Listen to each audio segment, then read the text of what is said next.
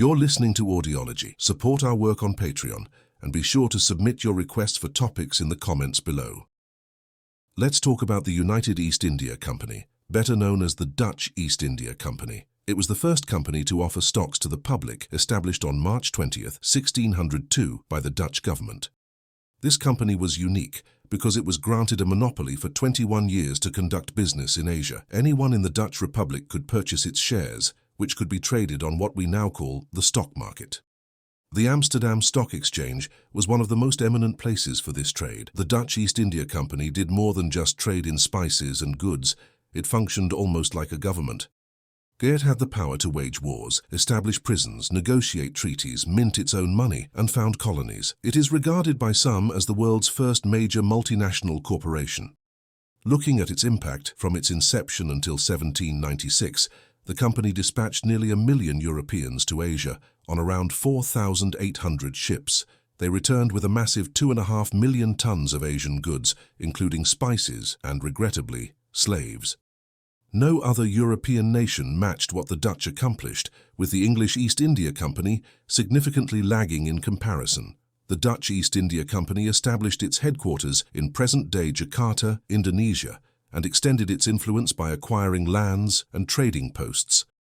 It was hugely lucrative, providing its investors with an 18% annual return for nearly 200 years, an enterprise largely supported by enslaved labor. However, by the late 1700s, the company faced corruption, smuggling, and elevated costs.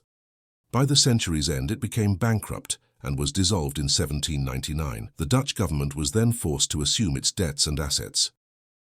Before the Dutch revolt started in the late 1560s, the city of Antwerp in Flanders was a key hub for distributing goods throughout northern Europe. But after 1591, the Portuguese began using an international network that included the German Fugger and Welser families, along with Spanish and Italian partners operating from Hamburg. This move sidelined Dutch traders from the business. Additionally, the Portuguese couldn't keep up with the soaring demand for spices like pepper. Because people really wanted their spices, any delay in pepper supplies made prices shoot up. In 1580, the crowns of Portugal and Spain were joined under one ruler, creating the Iberian Union. Since the Dutch Republic was at war with Spain, the newly combined Portuguese Empire became a fair target for Dutch attacks, so Dutch traders decided to get involved in the spice trade directly. Pioneering Dutchmen, including Jan Huygen van Linschoten and Cornelis de Houtman, learned about the Portuguese trade secrets, paving the way for the Dutch to make their own moves. This led to Dutch trips to the Indonesian islands, with the first one in 1591, led by James Lancaster. Others, like Cornelis de Houtman and Jacob van Neck, followed. One significant journey was in 1595, when Frederick de Houtman's expedition to West Java's prime pepper port of Banten encountered opposition from the Portuguese and the locals. While sailing along Java's north coast, they faced hostile Javanese forces, resulting in the death of 12 crew members and one local leader. Despite losing half of their crew, they returned to the Netherlands with a haul of spices that brought in a huge profit. In 1598, Dutch explorers were really hitting the gas, with multiple groups sending fleets out. Despite some losses, most of these expeditions hit the jackpot. Jacob van Neck was notable for leading the first Dutch fleet that bypassed Javanese intermediaries to reach the Maluku Islands, also known as the Spice Islands, bringing back a sizable return on their investment. The Dutch then struck up an alliance with the Hituese Muslims on Ambon Island in 1600, which led to them gaining exclusive rights to buy spices from Hitu. They secured control of Ambon when the Portuguese surrendered their fort. Despite losing and recapturing the Solar fort to the Portuguese, the Dutch finally took control in 1636. Further east on the island of Timor, the Dutch faced stiff resistance from a mixed Portuguese and local group called the Topasses, who dominated the sandalwood trade. Their determined resistance throughout the 1600s and 1700s meant that Portuguese Timor stayed under Portuguese influence. Back in the day, businesses typically opened for just one sailing adventure and called it quits once their ships returned. Investing was like rolling the dice. You could lose everything to pirates, illnesses, shipwrecks, or even just a drop in spice prices since they were so unpredictable. It made sense to think about coming together to manage the spice supply. In 1600, the English did just that. They merged their resources into the English East India Company, setting up a monopoly that put pressure on their Dutch rivals. The Dutch took the hint, and in 1602, their government backed the start of a similar monopoly named the United East Indies Company. This company hit the jackpot in the 1600s. It controlled the nutmeg, mace, and clove markets and sold these spices at huge markups in Europe and to Emperor Akbar the Great's mighty Mughal Empire. While the Dutch were making bank, the economies of the Spice Islands were falling apart. This new company wasn't just a business, it had incredible power. 6,440,200 guilders in capital, and it could build forts, keep soldiers, and negotiate with leaders in Asia. It was set up to last for 21 years, checking its books every 10 years. In February 1603, the company captured the Santa Catarina, a massive Portuguese trade ship near Singapore. The ship was so loaded with valuables that when they sold everything on board, they increased the VOC's capital by 50%. That same year, the Dutch also set up a permanent shop in Banten, West Java, and later in Jakarta, which we now know as Jakarta. In 1610, aiming for a tight grip on their Asian empire, they appointed a governor-general and set up a Council of the Indies to keep an eye on him. These governors-general were the top officials in Asia, but the individuals holding the purse strings were still the Heeren 17 major investors. For a while, the VOC's headquarters were in Ambon. It was not ideal being far from the hustle and bustle of trade routes and other key locations. They needed somewhere more central. The Malacca Strait was perfect, but risky due to the Portuguese being in control. Plus, Banten was under the influence of a tough local leader and full of competitors. Around the same time, in 1604, another group of English traders landed on the Spice Islands, but they were not warmly received by the Dutch. The English set up outposts across Indonesia between 1611 and 1617, and the Dutch were not too pleased about it. They wanted all the spices to themselves. Eventually, European diplomacy calmed things down in 1620, leading the Dutch and English to share in the spice trade. However, this truce didn't last long because of the shocking Amboina massacre, where the Dutch executed 10 Englishmen for allegedly plotting against them.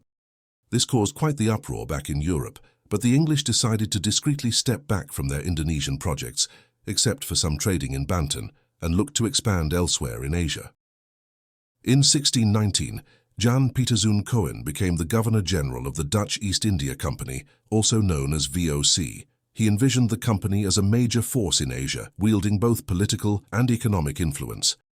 On May 30th of that year, with the support of an impressive fleet of 19 ships, Cohen launched an attack on Jakarta. The city was occupied by forces from Banten, but they were quickly ousted, and Cohen established the city of Batavia on the ruins, making it the new hub for the VOC's operations.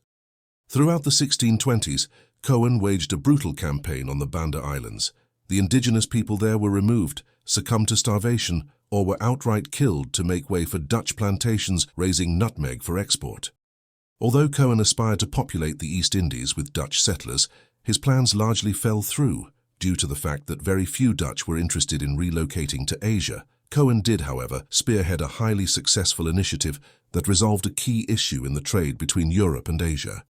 At that time, European goods were not particularly appealing to Asian markets, so trade was largely powered by silver and gold, commodities that were scarce in Europe with the exception of Spain and Portugal. This forced the Dutch and English to maintain a trade surplus with other European countries. Cohen's brainwave was to create a trade network within Asia, with the generated profits used to support the traffic of spices to Europe. This strategy eased the pressure of exporting precious metals from Europe, although initially it did require setting up a substantial investment fund in the Indies. Up until the year 1630, a significant portion of VOC's profits were funneled into this venture. The VOC's trade network spanned across Asia, benefiting notably from regions like Bengal. Supply ships from the Netherlands came to Batavia, bearing provisions for the various VOC outposts across Asia. Utilizing silver and copper acquired from Japan, the VOC facilitated trade with some of the wealthiest empires at the time, Mughal India and Qing China, exchanging these metals for silk, cotton, porcelain, and textiles. Such goods were either traded further within Asia for precious spices or were transported back to Europe. The company also played a pivotal role in introducing European innovations and theological concepts to the Asian continent. They supported Christian missionaries and engaged in technology exchanges with China and Japan. One peaceful point of contact with Japan was the trade post on Dejima, an artificial island near Nagasaki. For over 2 centuries, It stood as the sole location where Europeans could legally trade with Japan. There were times, however, when the VOC attempted to use military force to pry open Chinese markets. During skirmishes over the Penghu Islands from 1623 to 1624, and later at the Battle of Liaoluo Bay in 1633, the Chinese forces outmatched the Dutch, leading to VOC abandoning Penghu for Taiwan. The VOC found itself defeated in other military confrontations in Asia. The Vietnamese Nguyen lords destroyed a Dutch ship in a 1643 battle during the Trinh Nguyen War, and the Cambodians overcame the VOC in the Cambodian-Dutch War between 1643 and 1644 on the Mekong River. Despite these setbacks, the VOC scored some significant wins. In 1640, they secured the port of Galé Ceylon from the Portuguese, breaking their stranglehold on the cinnamon trade. Gerard Pieters Hulft then successfully besieged Colombo in 1658 with the aid of King Rajasinghe II of Kandy. By 1659, the VOC had driven the Portuguese from the coastal regions of Ceylon, thereby monopolizing cinnamon. To prevent the Portuguese or English from reclaiming Sri Lanka, the VOC expanded its control over the entire Malabar coast of India. Adding to their expanding global reach, in 1652, Jan van Riebeek established a resupply post at the Cape of Storms, or what's now known as Cape Town in South Africa, meant to serve the VOC ships traveling to and from East Asia. This location, later dubbed the Cape of Good Hope, was open to use by non-company ships, although at a steep cost. This outpost ultimately blossomed into a full-blown colony, the Cape Colony, as more Europeans settled there. In that same century, the VOC established trading posts all over, from Persia, Bengal, Malacca, Siam, Formosa, today's Taiwan, and even the coasts of Coromandel and Malabar in India. The VOC finally got direct access to mainland China in 1729, setting up a factory in Canton. However, it wasn't all smooth sailing. In 1662, the Dutch were expelled from Taiwan by Koxinga. The VOC also entered into treaties like the one signed at Painan in 1663, which allowed them to construct a trading post and monopolize trades in areas revolting against the Aceh Sultanate, including lucrative trades like gold. By 1669, the VOC had grown into an unprecedented economic powerhouse. It boasted over 150 merchant ships, 40 warships, an expansive workforce of 50,000, a private military of 10,000, and dividends of 40% on initial investments. Its employees, blending with local populations, contributed to the growth of the community of Indos in the region before colonialism took full hold. Around 1670, the Dutch East India Company, known as the VOC, saw its thriving trade hit a couple of significant roadblocks. For starters, trade with Japan, which had been very lucrative, began to falter. When the VOC lost their stronghold in Formosa during the 1662 siege, and with the political upheaval in China, where the Ming dynasty was being replaced with the Qing dynasty, the once flourishing silk trade came to a halt after 1666. Although the VOC replaced Chinese silk with silk from Mughal Bengal, Japan's measures to restrict the export of gold and silver limited trade opportunities and worsened trading conditions. By 1685, Japan was no longer the central hub of the VOC's trade network in Asia. In addition to these problems, the Third Anglo-Dutch War disrupted VOC's trade routes to Europe. This conflict caused pepper prices to soar, which attracted aggressive competition from the English East India Company, or EIC, starting in 1672. The VOC had a strategy to keep the pepper market well supplied, to keep prices low and deter others from entering the market. However, when the EIC began flooding the market with pepper from India, a fierce price war broke out. The VOC could withstand this competition because of its sizable financial resources, even as the EIC teetered on the edge of bankruptcy by 1683. Still, the clear indication was that Dutch dominance was waning, with companies like the French and Danish East India Companies making inroads. In response, the VOC made a deal in 1684 to close Bantam's open pepper emporium and moved its operations to the Coromandel coast to secure a monopoly over the pepper trade at the expense of French and Danish interests. Despite these efforts, the value of traditional commodities in Asian-European trade was waning. The costs of maintaining a military presence to secure a monopoly on these trades were not balanced by the profits, and the VOC was slow to realize this.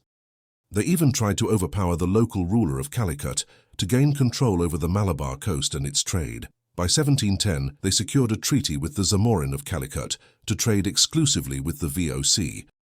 However, with the encouragement of the EIC, the Zamorin broke the treaty in 1715 and continued to do business with the English and French. In 1721, the VOC decided to pull back its military forces and conceded the area to EIC influence. A significant blow to the Dutch was the 1741 Battle of Colacal, where the rulers of Travancore defeated the Dutch, making it one of the first instances where an Asian power overcame European military might. This event marked the start of the decline of Dutch power in India.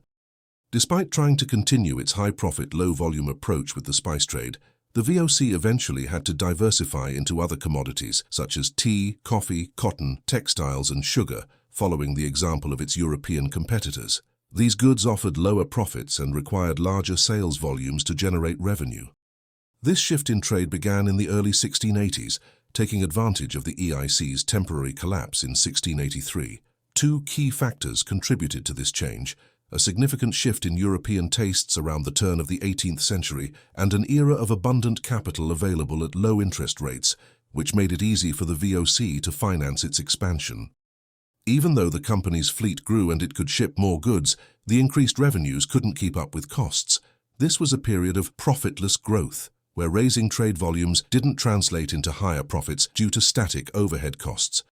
During the VOC's golden age, from 1630 to 1670, average annual profits were 2.1 million guilders, whereas during the expansion age from 1680 to 1730, profits were slightly lower at 2 million guilders, with a higher dividend payout and less reinvestment. Profit margins also shrunk from 18% to 10% of total revenues, and the return on invested capital was halved from around 6% to 3.4%.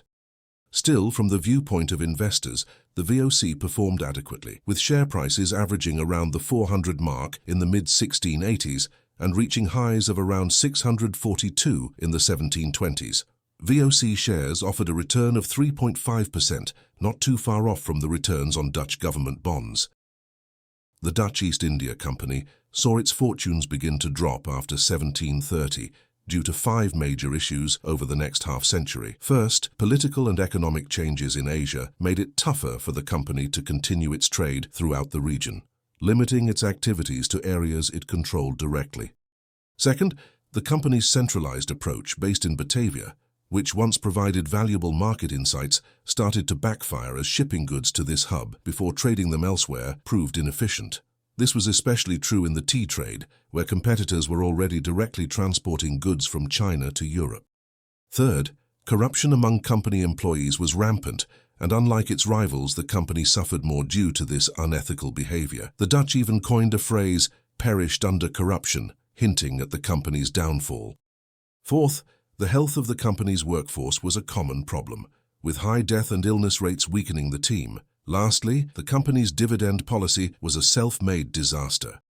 Dividends paid out by the company continually outstripped its actual profits from 1690 to 1760, except for one decade, straining its financial stability. Despite these challenges, in 1780, the company still had considerable assets.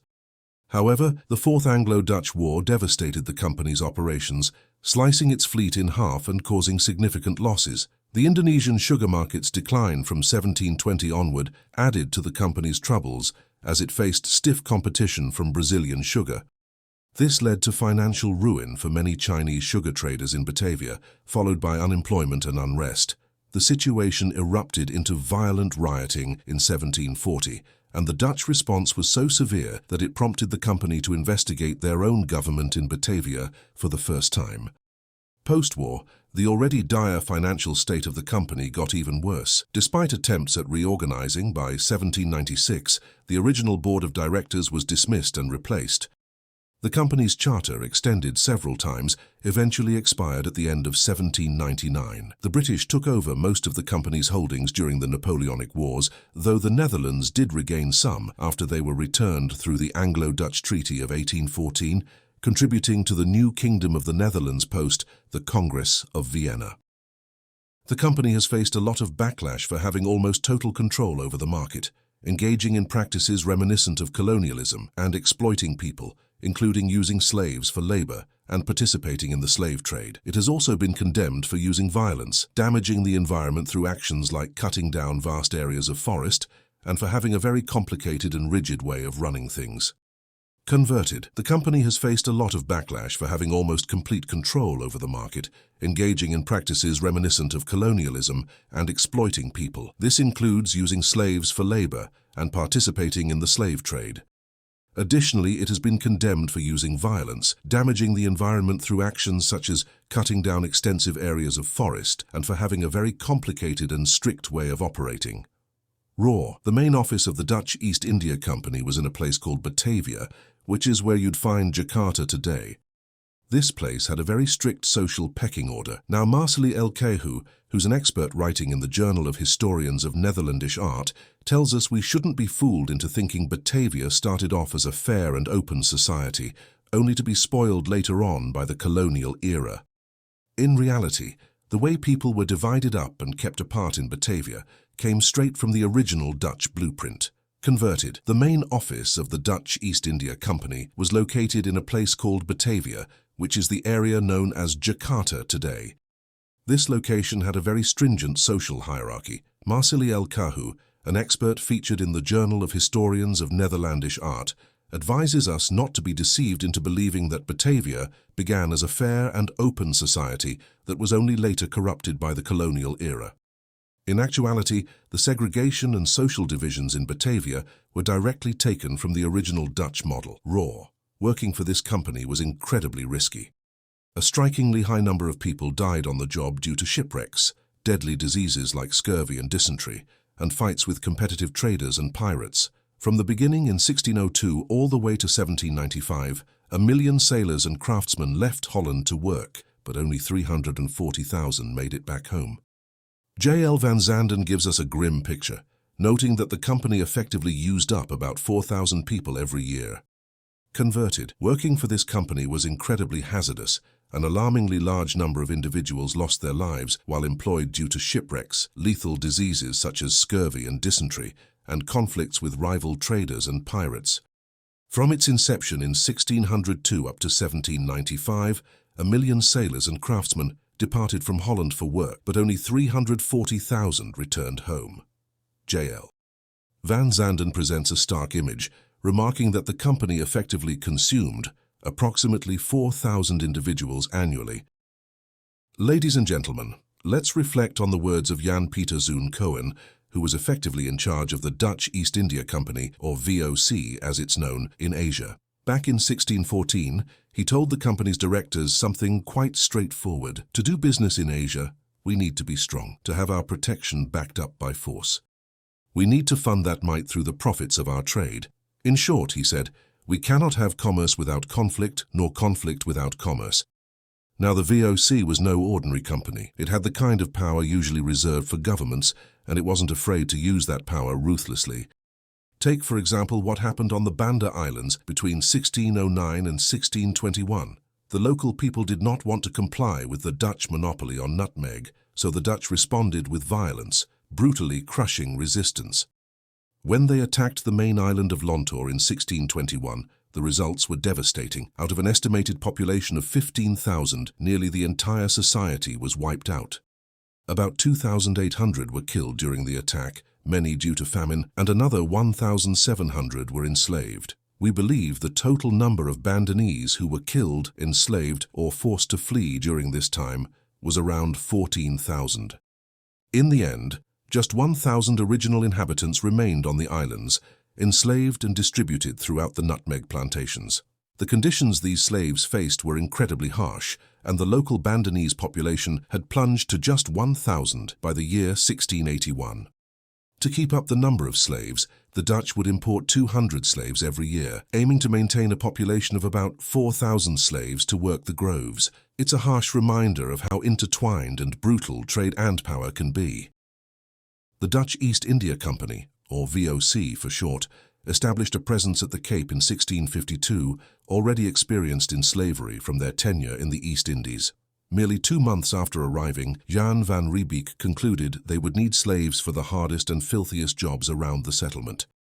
Originally, they considered enslaving the local Khoikhoi people, but dismissed the idea due to the potential for trouble and cost outweighing the benefits. The Khoikhoi were opposed to working for the Dutch because of the extremely low wages and terrible working conditions. As relations deteriorated, warfare ensued. With a small European community of fewer than 200 people, it seemed illogical to engage in conflict with over 20,000 neighbors. Additionally, concerns were raised that if the Khoikhoi were enslaved, they could easily escape to their communities, unlike outsiders. Between 1652 and 1657, the Dutch tried to bring in forced labor from regions like the Dutch East Indies and Mauritius without success. However, the situation changed in 1658 when the VOC succeeded in transporting 2 shiploads of slaves to the Cape. Over 200 individuals from Dahomey, modern-day Benin, and another ship carrying nearly 200 people, primarily children, were taken from a Portuguese slaver near Angola. West Africa did not witness many slaves heading to the Cape thereafter. During the VOC's control, a steady import of slaves increased the Cape's slave population from none in 1652 to approximately 1,000 by 1700, and eventually skyrocketed to 16,839 by 1795.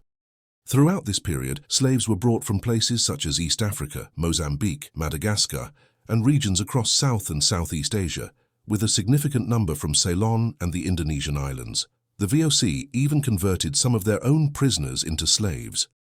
Since the slave population was predominantly male, continuous importation was necessary to maintain population levels. As early as the 1660s, the Cape settlement received slaves from Ceylon, Malaya, now known as Malaysia, and Madagascar to cultivate the farms.